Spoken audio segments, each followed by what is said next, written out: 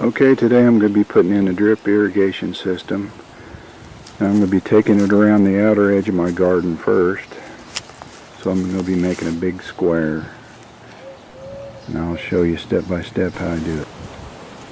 To begin with, you'll need some 1/2 inch poly tubing meant for drip irrigation.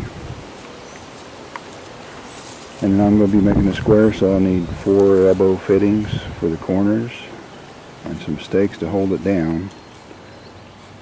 These I've made by cutting up a tomato cage, but they do have commercially available ones.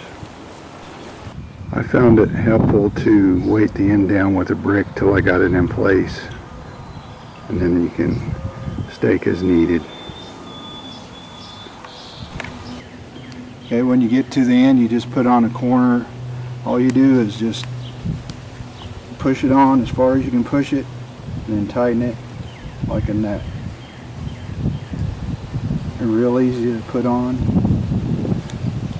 You just repeat that on all 4 corners.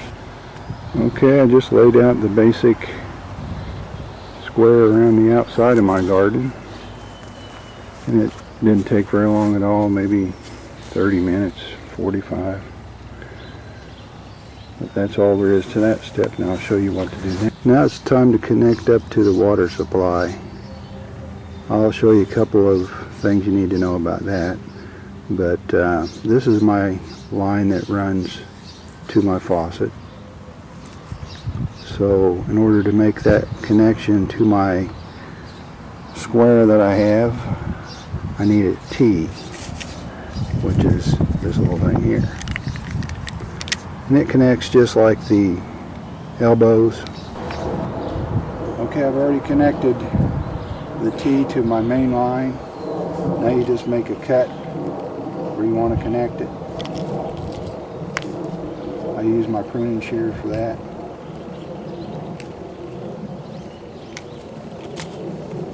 Just like the elbows, you just slip it on and tighten it. Just repeat that to both sides. That's all there is to it. Okay, once you have your T-hook up to your main line, you just need to run your main line to wherever your faucet is, and I'll show you how I have mine hooked up.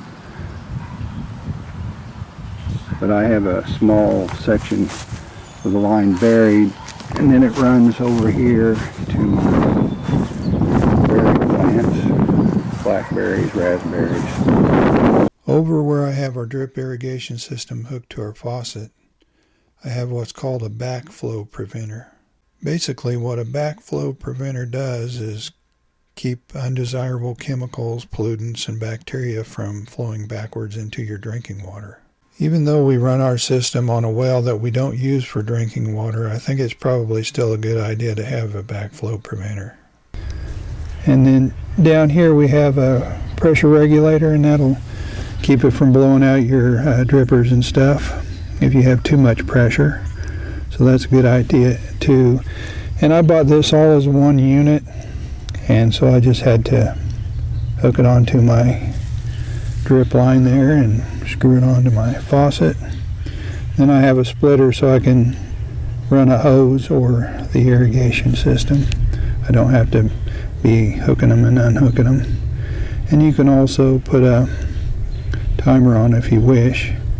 I don't have one. I might install one at some point, but right now I just like to keep track of how and when I do it manually. That's just a look at, it's pretty easy stuff. This hooks on just like the rest of the fittings. You just push it on and tighten this here, and the end is just like any hose fitting. It just screws on. First you cut a piece of your 1/4 inch tubing to length. Then you'll have a little tool that punches the hole in your main line. Let's do that now.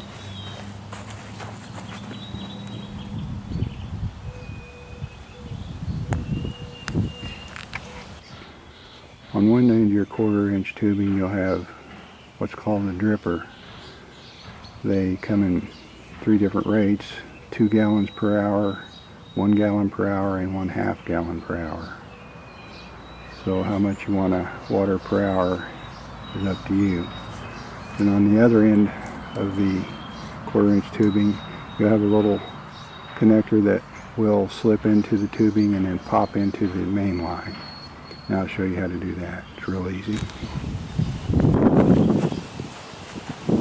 You just take your tubing, slip the dripper onto one end,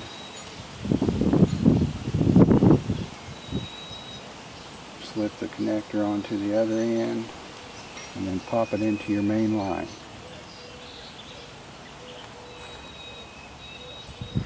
Right into that hole you made.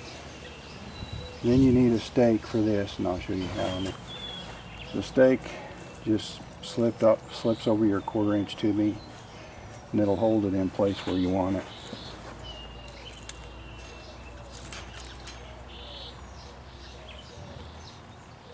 Just like that.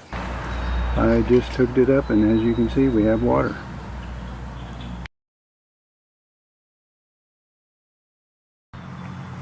If you happen to punch a hole where you don't want it, or if you have a plant die and you don't want to water that spot anymore, they make what's called a goof plug.